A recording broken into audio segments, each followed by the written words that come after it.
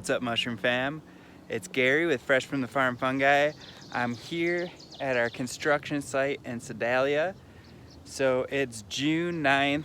We started this entire project back in October, and we finally got the go-ahead from the county to finish clearing the rest of the scrub oak. I've got this wood chipper behind me here, so I'm planning on running all this through the chipper, and then I'm going to plant a bunch of King Stropharia down in this valley here.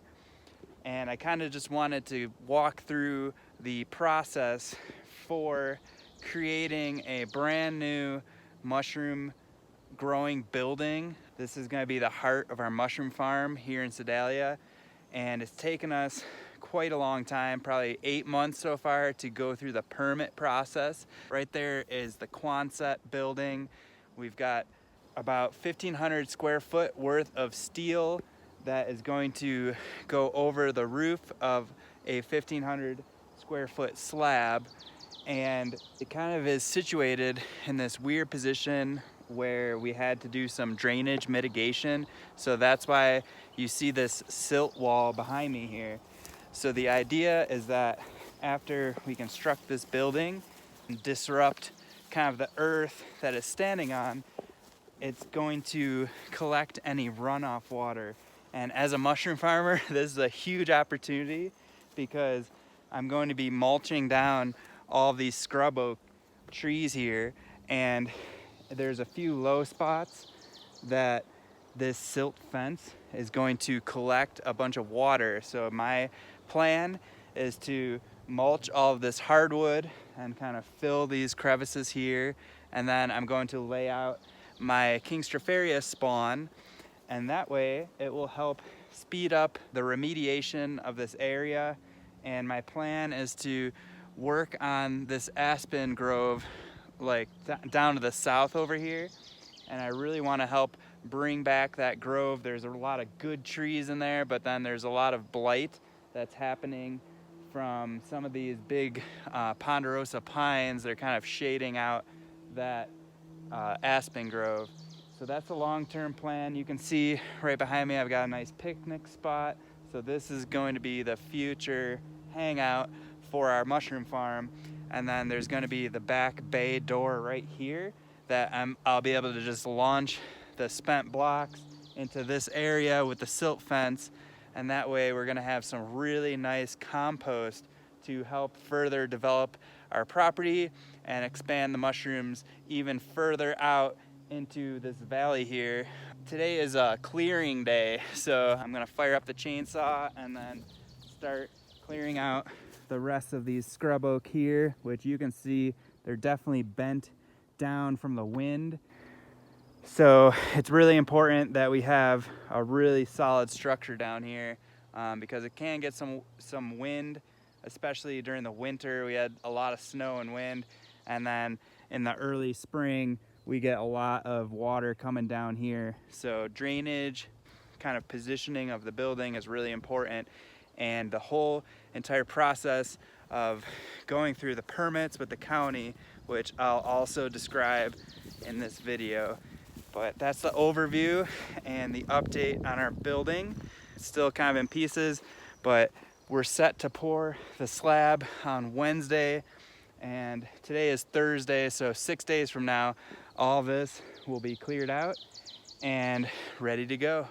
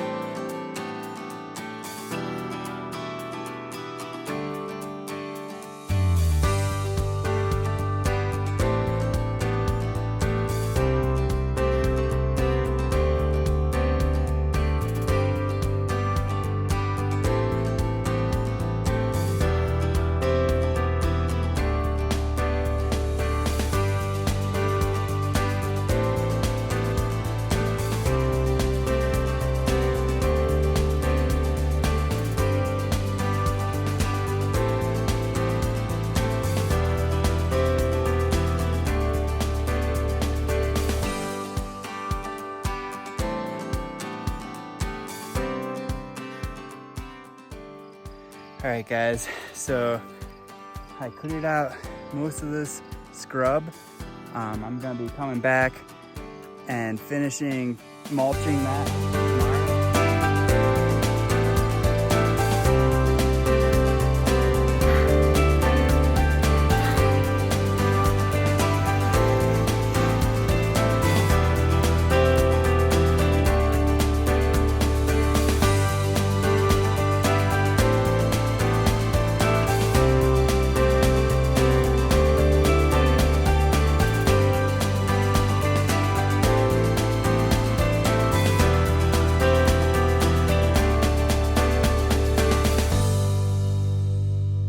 So end of July here, and we continued our excavation. You can see we got a bunch more dirt, and we will just keep leveling out this surface here until we've got our space for our building.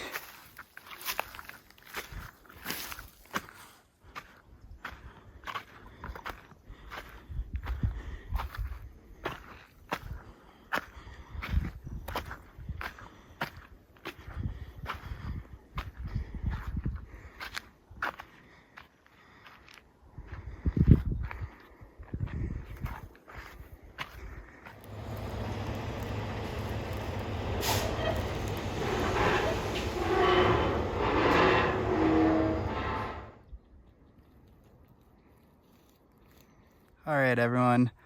So it is the last day in August, almost September, and it's been 11 months almost since we started our project for our SteelMaster building here in Sedalia. So this was supposed to be a quick 4-week project. Welcome to the new norm. This has been the biggest headache ever, and I kind of wanted to point out some things to consider when you're doing a SteelMaster building or a Quonset. So how these foundations were designed, it has 2 keyways which the arches will rest into. So you can imagine the arches, which are right over there, kind of nesting in a groove that goes the length of the building. Now, that was not accounted for in the presumed size, the 30-foot by 50-foot. So we had to have our contractors come out and dig out these footers an extra 11 inches, which that was a huge problem that I am greatly thankful is getting resolved, but it was a big headache. So make sure you double check those blueprints and the workbook that comes with it. And another thing is that it called for the welded wire mesh. Now, our engineer and our contractor thought it would be a good idea to step it up to the 4-inch or number 4 rebar at 18-inch intervals. And I think that way it's going to reinforce that extra footer. And you can see on this hill, we want to prevent any type of movement. So that's another upgrade that we did. And then on top of that, just leveling out this entire surface took about 300 tons of dirt, which we did not expect initially. It was kind of flat, but the more and more we excavated, we kept having flat water spots in this region here that we wanted to get rid of. So we had to keep on building up that mountain. So I'm meeting with the engineer to do the final inspection this evening, and hopefully we can get this thing poured out as long as the inspection goes well. And finally, we'll have our slab.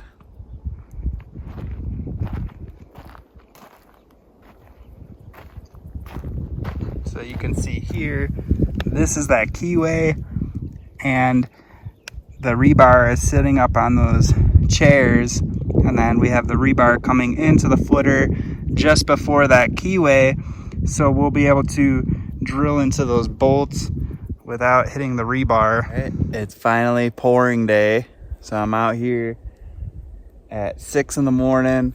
You can see we've got a nice sunrise coming up, 62 degrees, and our forms finally passed inspection, so we are ready to pour some concrete.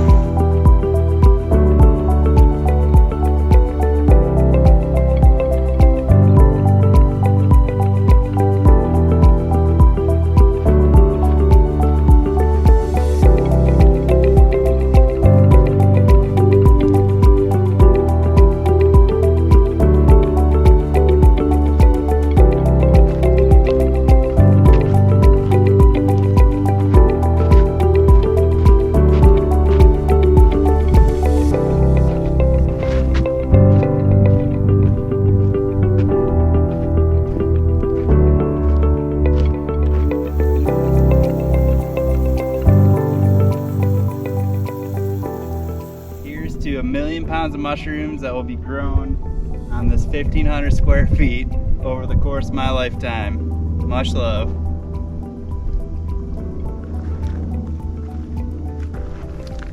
All right, so it's time for the concrete to settle. And right now I'm doing some dirt work. So you can see behind me, I'm just leveling out the perimeter before we get this erosion mitigation mat. And then I'll set up a little irrigation system temporarily, but it doesn't seem like we need it today. Perfect mushroom weather.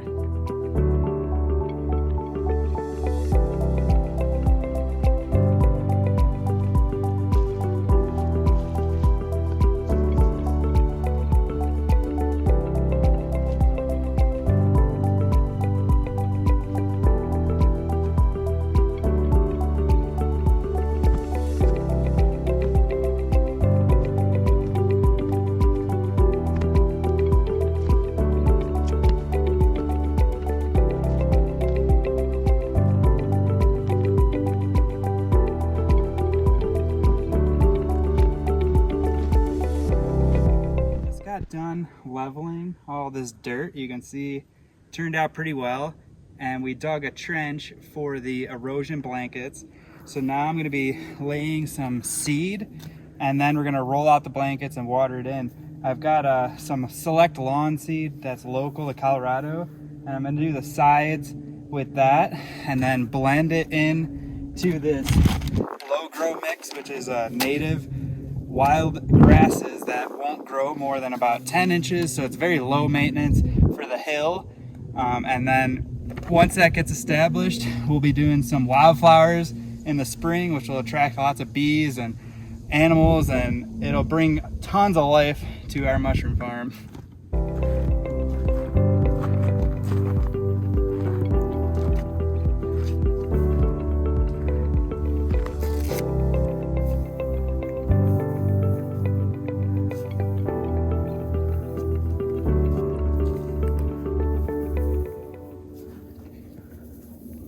Probably better to use a seeder, but we're just gonna double down in the springtime.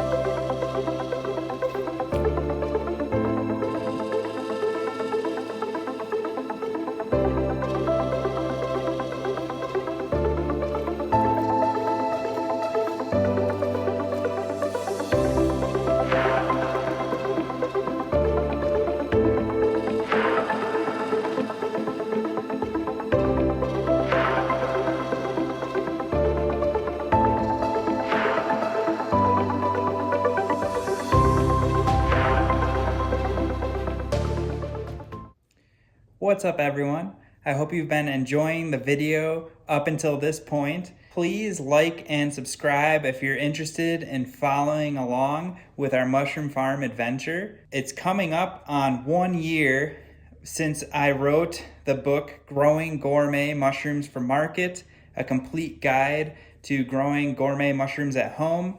If you're interested in learning how I started off in my basement and grew 12,000 pounds of mushrooms to scale up to this current farm that we're building, this is a great resource, and I highly recommend checking it out. The link to our Etsy page will be in the description below, or you can click this link and it'll take you through the ebook.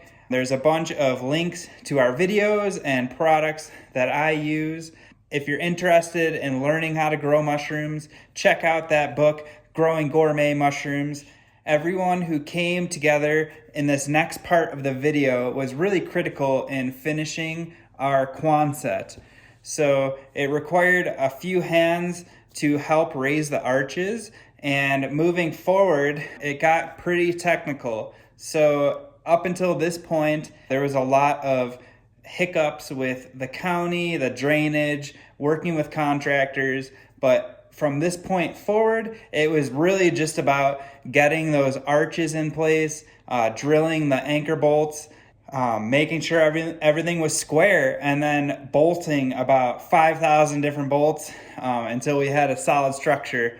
So it was fairly straightforward from here on out. Stick to the end, and I'll kind of give you more of an overview of my opinion on the SteelMaster Quonset, what I would do differently next time moving forward, things that I liked, and just an overview of the finished shell of the building, which I'm super pleased that we finished it before the end of the year. I'm very excited for 2023. And once again, if you haven't subscribed yet, subscribe to our channel, and I'm going to be doing a lot more mycology videos over the winter. I'm really excited to dive deep into some of the experiments that I've been working on. And if you ever have any questions on my video, comment below. I'll get to them whenever I can. I really like answering the questions, and I appreciate the community. We'll move on to the final half of this video. Thanks for watching up until this point, and hang tight till the end, and you'll get my opinions on the Quonset and SteelMaster and the whole concept of building this farm.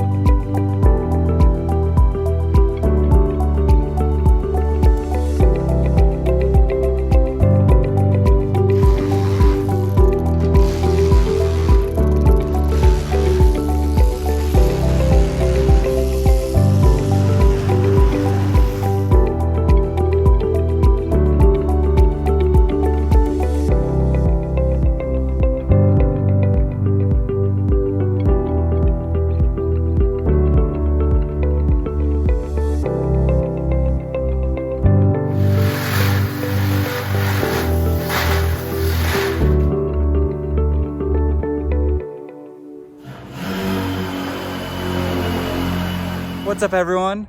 It's December 12th, 2022, and we finally finished our mushroom building.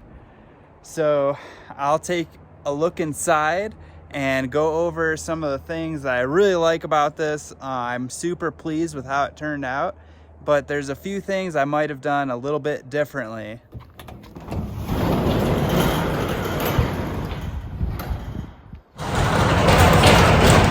So this is the back bay here, where I'm going to be disposing all of my spent blocks.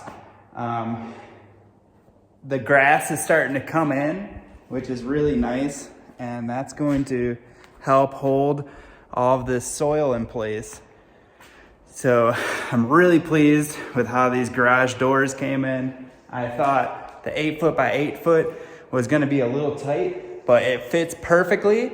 And my plan is to be running 2 fruiting chambers side by side, kind of down the length of the building. And then I'll have this area in the middle that I will be able to do farm tours and kind of do my cleaning procedures and take all the supplies in and out of the building as I need them. So having this middle zone here open is really important for the function of our farm, as well as for the air exchange and the whole entire design. So if you're interested in how we designed our mushroom farm, I did do a video last winter, and you can check that out in the link below.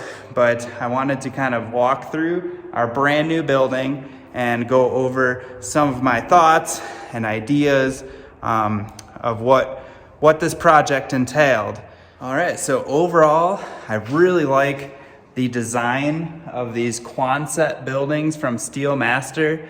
We decided to go with the Quonset because at one point I was looking into doing the prefab shipping containers. I know a lot of people like to grow mushrooms in shipping containers just because of the low cost and, small footprint that those have. However, when we looked into it, our county would not permit a not permanent structure. So if you're looking into some of those prefab shipping containers, do your research. I know a couple farms that ended up going that route, and they were shut down by the health department because they would not permit the shipping containers. So it might vary in your area. That's why we ended up choosing the Quonset building. But another feature that I'm really excited about is the headspace on this building. On center, it's just above 14 foot for the ceiling. And then that allows me to really design some nice HVAC systems. So I'm gonna be installing a clean room right here to my left, and then all the fruiting rooms will kind of go down towards the east side of the building so that I'll be able to throw out my spent blocks and compost them away from the clean room here. It's really important to have a dialed in air exchange with filters. I'll be going through that in the future. So if you want to subscribe, you can follow along my journey. Right now, this is just the shell of the building. Our next steps are going to be to put in the electrical and then insulation, which I have a few ideas. I'm probably leaning towards a spray foam insulation at this point, but I'm really pleased with the Quonset. One thing that I wish I would have done differently is when I designed the building, I ordered these side doors. So my vision was to have side door access from the outside so I could access my reservoirs without having to walk through the fruiting rooms. That didn't really work out for me. Number one, this side door here kind of butt up against the hill, and it just didn't really make sense for me to kind of put like a vestibule area where that hill was coming into, because I have some plans for collecting rainwater and kind of draining off some irrigation, so it would have gotten in the way. We have on the other side here, which I ended up buying a door, and we got into the side door project, but the kit that it came with was not really impressive to me. So I decided just to seal up that end wall, and that probably would have saved me a bit of money if I never purchased the side door kits. So that's one thing to consider when you're building these Quonset. The prefab structures is they come as a kit, and then you can kind of order add-ons as you're building out your building. We decided to go with custom garage doors because the kits that they sold were a little bit expensive, and I have been using a garage door company for a few years now with some of our other properties. So it just made more sense for me to retrofit these garage doors in, and I'm really pleased with how they turned out. It's actually pretty warm in the building right now, which is surprising because here in Denver, it's, you know, been in the low 20s at night and maybe the 40s during the day. And right now it feels like 55 degrees in here. That might be from the sun, which is going to be challenging in the summertime, but I'll be posting videos on how I'm going to mitigate my heat and use some of these HVAC systems that will be up in the headspace of the building. So I hope that makes sense to you guys. I'm super happy with how this slab came out. I'm not gonna be really doing much with plumbing. The current setup that I have in Denver, I've been, you know, really against using a lot of in-floor plumbing because it leads to contamination. So I have my ways around that, and I'm gonna stick to that method. I also wanted to explore some of the more radical low-tech approaches to mushroom farming. So in the future years ahead, I have this beautiful valley down here that I'm going to be inoculating with outdoor beds and low-tech techniques for fruiting mushrooms kind of in the wilderness here. And my ultimate goal is to minimize our impact with the plastic bags and, you know, conserve water, which is, you know, a pretty valuable resource here in the Front Range, and prove to myself that, you know, you can grow mushrooms sustainably without using some of these more industrialized practices. I definitely will have my standard fruiting rooms on operation just because they're tried and true and I get really good quality mushrooms. But part of the reason why we purchased this property was just to explore some different techniques. I'm always down to learn and test. I'm really big into the science of mycology. So I hope that in the future, the upcoming years, I'll be able to have some outdoor grow, and, you know, I'm excited for bringing back some of the wilderness to this site. There's this aspen grove behind me here that experienced some blight, so I'm gonna try to revive that. And I'm really excited to be bringing in these natural grasses and wildflowers, and I'm just ecstatic about the whole experience. Once again, thanks to everyone who helped out. Thank you, SteelMaster, for providing such a great product, and for all of the contractors that help us get this done. We just had our first child, and it is the day before there's a big snowstorm coming, so I'm thankful I got to film this, and now I'm gonna spend some time with our newborn son. So it's gonna be a wonderful new year coming up, 2023. Like this video and subscribe if you're looking forward to following along with our farm. Thank you again to everyone who's been following us on our journey. We'll be back at Cherry Creek Farmers Market next year, so stop by and say hello, and we'll be there with some fresh mushrooms. And until next time, much love.